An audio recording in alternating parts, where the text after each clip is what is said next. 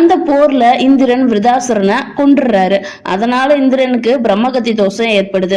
இதை தெரிஞ்சுக்கிட்ட இந்திரன் ரொம்ப சோகமா அந்த தோஷத்தை எப்படி நீக்கிறது அப்படின்னு யோசிச்சுக்கிட்டேவும் ஒரு கடம்ப மரமால நிறைஞ்ச காட்டுக்குள்ள நடந்து போய்கிட்டு இருக்காரு.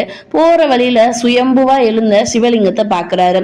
அதை பார்த்த உடனே சிவபெருமான வழிபடுறாரு. சிவபெருமான் அந்த இடத்துல தோன்றி இந்திரனுக்கு அருள் கொடுக்கிறாரு. மேலும் எனக்கு இங்க ஒரு கோயில் கட்டும்படியும் அந்த கோயிலை கட்டி முடிக்கும் போது உன்னோட பிரம்மகத்தி தோஷம் நீங்கிரும் அப்படின்னு சொன்னதுனால இந்திரன் இந்த கோயிலை எழுப்புனதா ஒரு சிலரால நம்பப்படுது. இன்னொரு கதை என்ன அப்படின்னு பார்த்தோம்னா, குலசேகர பாண்டியன் அப்படிங்கிறவரு கிட்டத்தட்ட 4000 வருஷங்களுக்கு முன்னாடி மதுரையை ஆட்சி பண்ணிட்டு வந்திருக்கிறாரு. ஒரு நாள் கனவுல சிவபெருமான் இந்த கடம்ப மரங்களால நிறைஞ்ச இந்த காட்டுல தனக்கு ஒரு கோயில் கட்டும்படி சொன்னதாகவும், அதனால குலசேகர பாண்டியன் கடம்ப வனங்களை முற்றிலும் அழிச்சிட்டு அந்த இடத்துலதான் இன்னைக்கு மதுரை மீனாட்சி சுந்தரேஸ்வரர் கோயிலை 4000 வருஷங்களுக்கு முன்னாடி கட்டுனதாகவும் இன்னொரு சிலரால நம்பப்படுது. அதுக்கப்புறமா இந்த